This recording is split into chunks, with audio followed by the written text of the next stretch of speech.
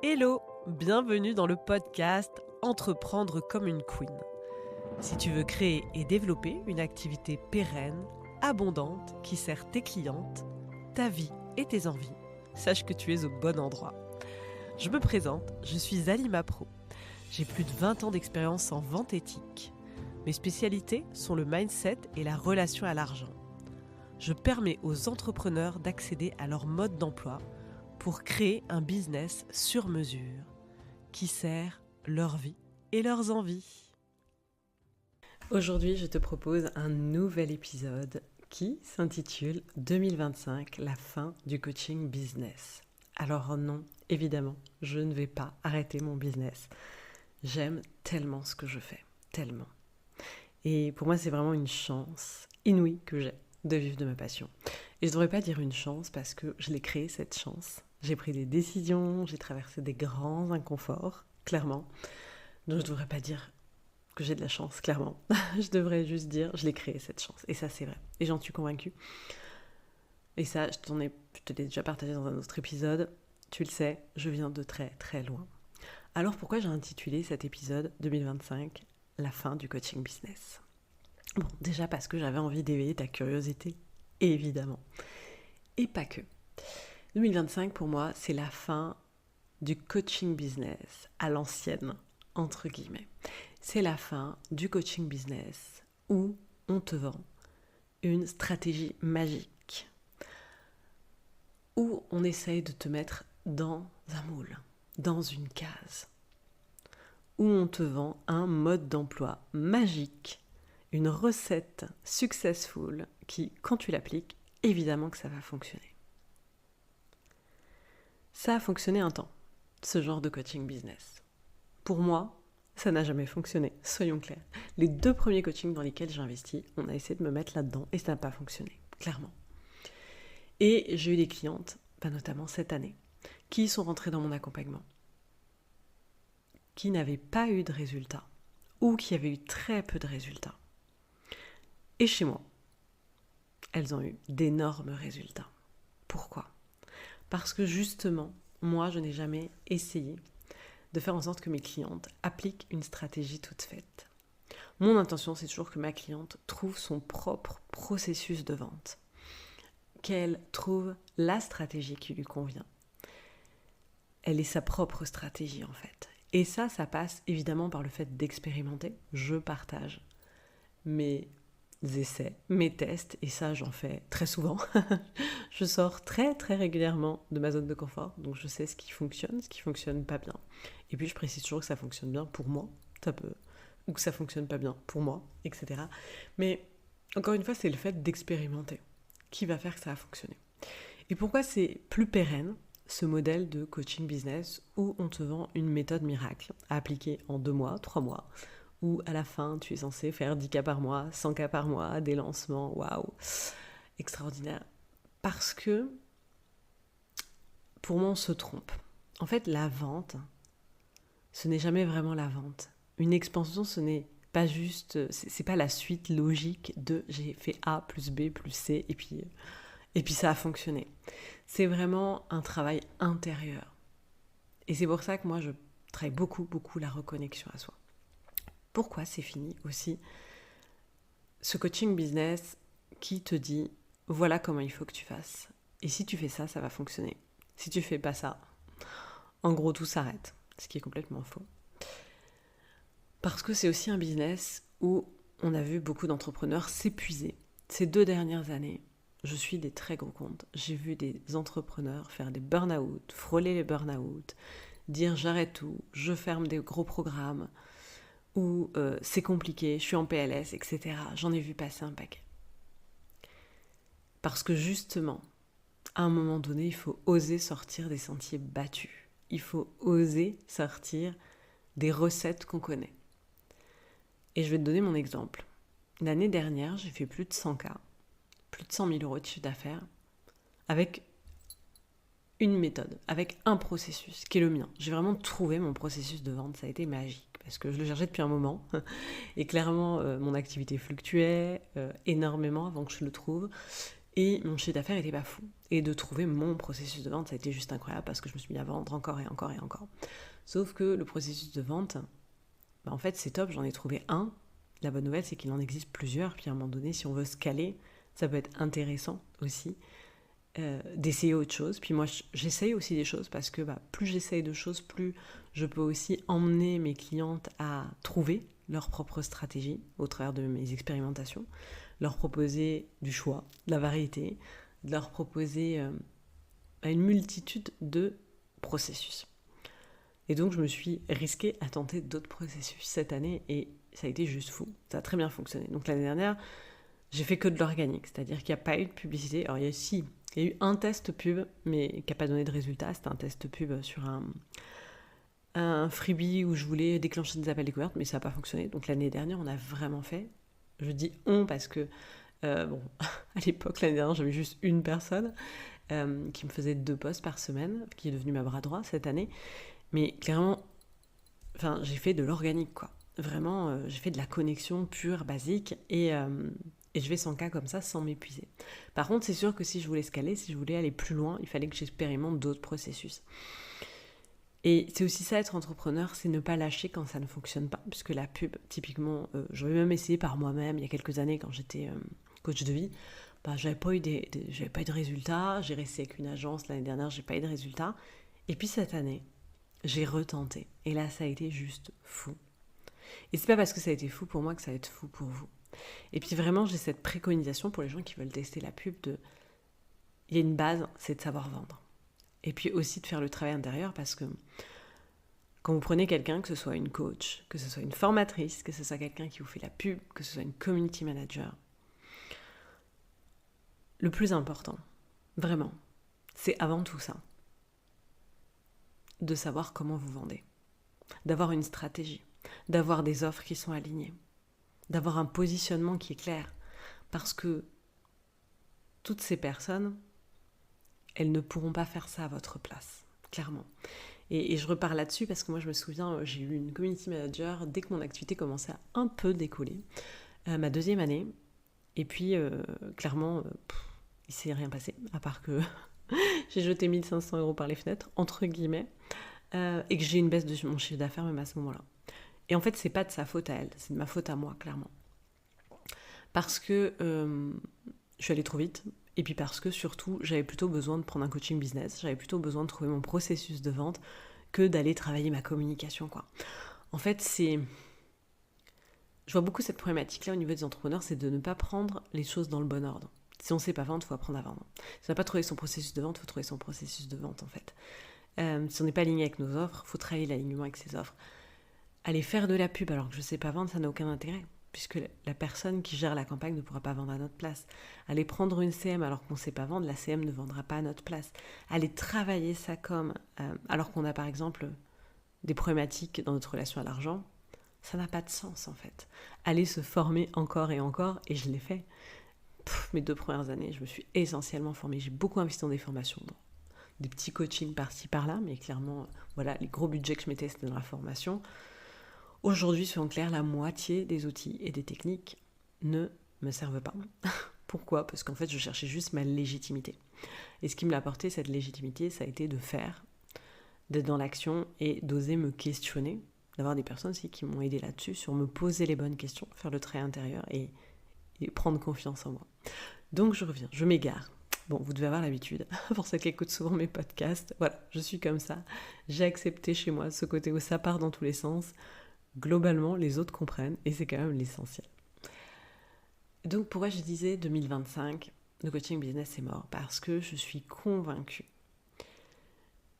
que vouloir mettre les gens dans un moule à nouveau, vouloir leur vendre une stratégie toute faite, une baguette magique qu'on va appliquer pendant 3 mois, puis ça y est, ça va être fou, on va avoir les résultats de dingue, c'est vraiment fini, cette période-là.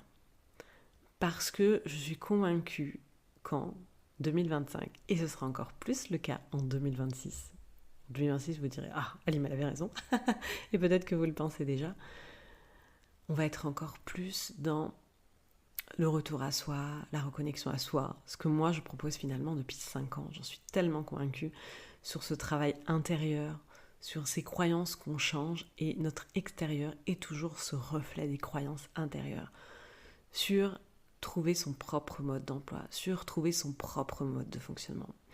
Et pourquoi on va aller de plus en plus vers ça ? Parce que c'est une réalité. Si on a créé un business, si on a créé une entreprise, ce n'est pas pour rentrer dans un moule. Ce n'est pas pour vendre comme Pierrette, Jacqueline, Véronique. C'est vraiment pour trouver ce qui fait sens pour nous. C'est pareil, je ne dis pas à mes clientes, il faut que tu fasses exactement comme moi pour vendre. Ça fonctionne. Toutes les stratégies fonctionnent. Il n'y a pas une méthode de vente, il y en a plusieurs. Il y a surtout il n'y a même pas de méthode, j'ai envie de dire. Plus vous incarnez votre message, plus vous êtes dans cette énergie de la conviction. Et moi, c'est ça le travail que je fais aujourd'hui avec mes clientes. C'est vraiment ce travail intérieur de leadership, de confiance, de légitimité, de briser les plafonds de verre, les croyances limitantes. En fait, juste de redevenir soi, en fait. Bien en dehors des conditionnements. Et je suis sûre qu'il est vraiment là le job. Le business, pour moi, c'est pas le business, entre guillemets. La vente, c'est pas la vente. C'est-à-dire que ce qu'on vit dans notre vie au quotidien, c'est le résultat de notre intériorité. Et en fait, le business, quand je dis le business, c'est pas du business. C'est-à-dire que moi, allez, peut-être les 2 premières années, mais ça fait un moment que je vois plus mon business comme j'ai un travail et je dois créer quelque chose pour gagner de l'argent, quoi. Mon business, c'est mon art. Je m'éclate. Je sors des offres quand j'ai envie de sortir mes offres. Parfois, je ferme des offres. Je réouvre, je réorganise, je renomme. Je m'éclate. Ça m'allume. Je n'ai pas l'impression d'aller bosser. La veille de reprendre, je suis surexcitée. Et parce que je suis comme ça, et parce que je suis convaincue que tous les entrepreneurs ont envie de vivre ça, en 2025, c'est fini le coaching business à l'ancienne, où on est comme un salarié, où il faut faire X euros tous les mois. Non, c'est si on a envie. De quoi on a envie, qu'est-ce qui nous fait rêver. Où il faut travailler tant de jours par semaine, où il faut faire des lancements épuisants. C'est fini tout ça. Mes lancements n'ont jamais été fluides. Je suis en lancement. J'ai 2 masterclass la semaine prochaine. On a déjà plus de 220 personnes inscrites. Et franchement, je suis cool. Je dors la nuit, je ferme les yeux, je dors, tout va bien. Demain, je vais profiter du mercredi avec mes enfants. Jeudi, je vais aller au spa avec une copine. Parce que le jeudi, c'est un jour off. Le mercredi, c'est avec mes enfants. Et je vais répondre aux vocaux de mes clientes. Et je n'allumerai pas mon PC. Et tout va bien. Et en fait, plus j'ai été dans cette écoute de moi, plus j'ai été dans cette introspection, dans cette intériorité, dans cette profondeur, plus j'ai créé vraiment quelque chose qui faisait sens. Alors évidemment, ça passe par des actions, soyons clairs, des décisions, des inconforts. Et c'est là aussi où, pour moi, ça en est fini, quelque part, ce business à l'ancienne, ce coaching business à l'ancienne, parce que c'est aussi un coaching qui nous vend une recette magique, une recette miracle, et qui ne nous dit pas tout, clairement. Moi, j'en parle régulièrement sur mes réseaux, j'en parle régulièrement à mes clientes, des inconforts que je traverse. Parce que oui, évidemment que si on veut changer de norme, évidemment que si on veut créer un business hors norme et jouissif, évidemment qu'il y a des inconforts, il faut se le dire. Des inconforts qui sont loin d'être mortels, clairement. Et oui, il y a des inconforts, mais pour notre plus grand confort. Et à ce sujet, il y a une anecdote. Je fais beaucoup de notes, j'écris beaucoup sur mon introspection, puis j'écris aussi sur ce que j'ai envie de créer, ce que j'ai envie de manifester dans ma vie. Et en novembre, je relisais ça hier à mon mari, il trouvait ça dingue, parce que mon mari n'est pas spirituel, mais quand même, il trouve ça dingue, parfois, ce qui se passe pour moi. En novembre, dans mon cahier, j'ai vraiment écrit, décembre, c'était marqué 12, ouais, décembre 2024, j'écrivais, mon expansion est déjà incroyable, et elle va être encore plus incroyable en 2026, et je vais permettre à mon mari de changer de boulot, s'il en a envie, d'arrêter de bosser, de faire ce qu'il a toujours eu envie de faire. Ça, je l'écrivais. Alors, le comment, je ne le maîtrisais pas du tout parce que je ne pensais pas à ce moment-là que ce serait par un burn-out, clairement. en mois de mars 2025, par un très très gros burn-out. Et en même temps, ça a été très inconfortable ce burn-out, ça a été très inconfortable de me retrouver toute seule avec les enfants pendant 10 jours, ça a été très compliqué. Et en plus, j'ai eu d'autres mauvaises nouvelles avec 2 amis, donc ça a été vraiment une période challengeante. Et quand je relis ça, le 1er septembre, je me dis, waouh, ok.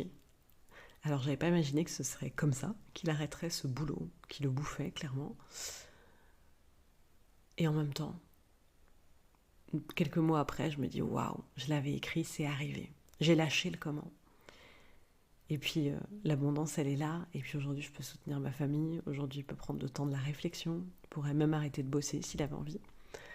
Et en fait, j'ai créé ce que j'ai écrit, quoi. Pas de la manière, pas de la manière dont je l'avais écrit. De toute façon, il n'y avait pas de, j'avais pas mis comment. Bon, je m'étais dit voilà, continue mon expansion. Oui, mais j'étais ouverte à toutes les possibilités, quoi. Et moi, je suis convaincue que c'est ça le business de demain, il est là. Le coaching business de demain, il est là parce que moi, je suis convaincue que c'est important de se faire accompagner. Parce que je suis en miroir là-dessus, je me fais accompagner. Je sais même pas combien de fois je me suis fait accompagner en 5 ans. Je pense qu'on est à 6 fois, 5 fois, je sais même plus. Je me fais accompagner pour développer mon business. Et cette année encore, j'ai des personnes qui m'ont dit « Oh, mais pourquoi tu te fais encore accompagner ?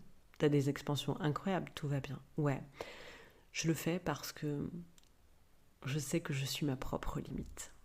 Et je sais que j'ai tendance, comme tout le monde, à très vite retourner dans ma zone de confort. Très très vite. Je fonctionne comme ça, comme tous les êtres humains. Donc si je ne fais pas accompagner, je vais très vite rester dans ma zone de confort. Et puis évidemment, je pourrais me dire, j'ai tout. Aujourd'hui, je me sens heureuse dans tous les domaines de ma vie. Et en même temps, pourquoi je ne pourrais pas prétendre à encore plus d'expériences extraordinaires, encore plus d'impact ? Et c'est ce qui se passe, puisqu'il y a plein d'opportunités cette année dans des magazines, une interview dans une très grosse entreprise, il se passe plein de trucs. Et je suis sûre qu'il se passe plein de trucs aussi parce que je m'autorise à rentrer à nouveau dans un accompagnement, à me challenger. Et puis je le fais aussi pour mes clientes. D'ailleurs, j'ai des clientes qui sont avec moi depuis 2 ans. Ça peut paraître long. Elles auraient pu partir avant, et j'en ai plusieurs. Et en fait, elles me disent, ton évolution, c'est dingue. Et en fait, je suis plus la même, Alima, qu'il y a 2 ans. Il y a 2 ans, c'était génial ce qu'on faisait ensemble. Il y a 2 ans, c'était génial. Et il s'est passé plein de trucs pour elles. Mais il se passe encore des trucs. Et ça, c'est aussi parce que je me fais accompagner, parce que à un moment donné, on est notre propre limite. Donc si moi, je me limite, si je ne continue pas à briser mes plafonds de verre, eh bien clairement, mes clientes, elles auront quelqu'un qui a toujours le même discours. Quelqu'un qui finalement stagne aussi et qui n'ose pas expérimenter certaines choses. Et parce que j'ose investir très facilement, aujourd'hui, ça n'a pas toujours été le cas, même si encore aujourd'hui, et pourtant ça n'a rien à voir avec les premières fois où j'avais pas la somme en entier, où ça me faisait peur, même aujourd'hui où j'ai de la trésorerie, enfin j'ai vraiment de quoi investir sans problème, j'ai toujours ce petit truc dans mon corps, là, cette petite boule dans le ventre. Et puis quand je ressens, c'est et si ça fonctionnait pas, et si j'avais pas de résultat. Évidemment que j'entends tout ça. C'est des scénarios qui se rejouent, ce sont des mémoires, c'est humain, c'est la petite Alima qui a toujours peur de ne pas réussir, de ne pas y arriver. Eh bien j'entends, j'écoute, et en fait je me connecte juste à mon cœur, à ma vision, au fait que, et si tout était possible, et je me dis ok, j'y vais. Et j'ai même envie de compléter en disant c'est parce que c'est inconfortable aussi que j'y vais, parce que je sais mais tellement, tellement. Je pensais pas dire ça il y a 5 ans, que ce qui nous fait peur, ce qui nous challenge, c'est là qu'il faut aller. C'est là clairement qu'il faut aller. Donc le coaching business n'est pas mort. Mais par contre, à la manière dont il est fait, moi, ce que je vois depuis 5 ans et les 2 premiers accompagnements que j'ai pris étaient tellement là-dedans. Et je remercie les personnes qui m'ont accompagnée là-dessus parce qu'elles m'ont permis aussi de savoir que moi, je ne voulais pas du tout accompagner de cette manière-là et que je ne voulais pas non plus accompagner les personnes de cette manière-là. Et en même temps, je ne l'ai jamais fait parce que c'est vrai que les premières personnes que j'ai eues en coaching de vie, leur retour d'expérience, c'était « tu m'as donné mon mode d'emploi ». Donc j'étais déjà là-dedans, dans le coaching de vie. Et dans le coaching business, je reste là-dedans. Et je reste convaincue que c'est ça l'avenir. Ça va être effectivement nous, les coachs business, les mentors business, de continuer à nous faire accompagner, de creuser à l'intérieur de nous. Parce que chaque plafond de verre qu'on brise, on permet aux autres de le faire, tout simplement. Et puis d'être en effet miroir. C'est bien de dire aux gens que c'est important d'investir, mais il faut le faire soi-même. C'est bien de dire aux autres qu'il faut faire le travail intérieur, c'est important de le faire aussi nous-mêmes. Et ouais, je pense que c'est vraiment un renouveau. On est effectivement sur... Il y a des gens qui vont dire qu'on est sur une saturation du marché. Alors moi, j'y crois pas, ça, parce que je suis toujours dans un état d'esprit d'abondance. Je pense que voilà, il y a des clientes pour tout le monde, on est des milliards sur Terre. Par contre, je pense qu'effectivement, on est sur un... Effectivement, en 2020, il y a eu plein d'entrepreneurs qui se sont créés, du coaching de vie, du coaching business. Il y a eu plein de gens qui se sont levés un matin, tiens, je vais être coach business, je vais apprendre aux gens à vendre, alors que bon, ils vendaient pas, ou ils n'avaient pas d'expérience en vente. Enfin, tout le monde a voulu créer son business en ligne, entre guillemets. Pas tout le monde, mais plein de gens. Et puis je pense qu'effectivement, les gens qui vont être, ceux qui vont perdurer, c'est ceux qui vont être dans la profondeur, dans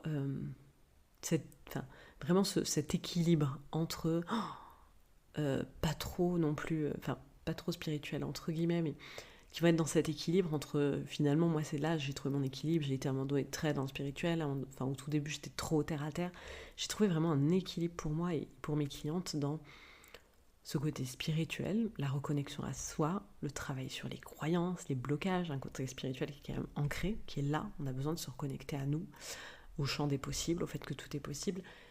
Et effectivement, ce qui crée mon succès aujourd'hui, c'est aussi vraiment ce côté très ancré, très, c'est important d'avoir une stratégie. C'est aussi ce qui fait que j'ai du temps aujourd'hui, d'avoir une stratégie, une organisation. Un exemple, j'ai un tableau de pilotage financier que j'ai partagé à mes clientes parce que je cherche aussi des outils concrets pour leur alléger la charge mentale et parce qu'on a besoin aussi à un moment donné, si on va être dans une posture de CEO, d'avoir aussi des tableaux de pilotage, d'être ancré, etc. C'est aussi hyper important. C'est vraiment cette alliance de toutes nos parts et de l'ancrage, du côté vraiment stratégique, du côté vente, avec effectivement ce travail plus profond, plus spirituel pour moi sur d'autres plans de notre énergie, changer d'énergie, de vibration, incarner, décider, oser en fait. Et je suis convaincue que c'est ça en fait qui va tout changer vraiment et qui va faire effectivement que il y a des personnes, il y a déjà eu des burn-out ces 2 dernières années dans le coaching business, il y a des personnes qui vont arrêter et d'autres qui vont rester. Et celles qui vont rester, j'en suis convaincue, c'est celles qui vont vraiment être dans cette alliance du faire et de l'être et dans ce travail profondeur, dans cette profondeur, dans ce côté deep, dans ce côté hors norme. Un jour, moi je parle de business hors norme et jouissif, un jour pour moi ça ce sera la norme, j'en rêve, je rêve que cette norme qui est hors norme devienne une norme en fait. Et parce que je crée ce changement-là, parce que mes clientes le créent, à un moment donné, forcément, ça va impacter d'autres vies qui vont se dire que c'est possible, et encore d'autres et encore d'autres. Donc moi, je le fais au quotidien pour moi, pour mes enfants, pour ma famille, pour la planète, en fait. Voilà pour mon épisode du jour qui change. Je vous souhaite une bonne journée, une bonne soirée. N'hésitez pas à commenter. J'ai vraiment hâte de savoir, d'avoir votre avis, en fait, sur ce tournant du coaching business. Je tiens à te remercier pour ton écoute. N'hésite pas à t'abonner à mon compte Instagram Être épanoui où tu pourras retrouver plein d'astuces.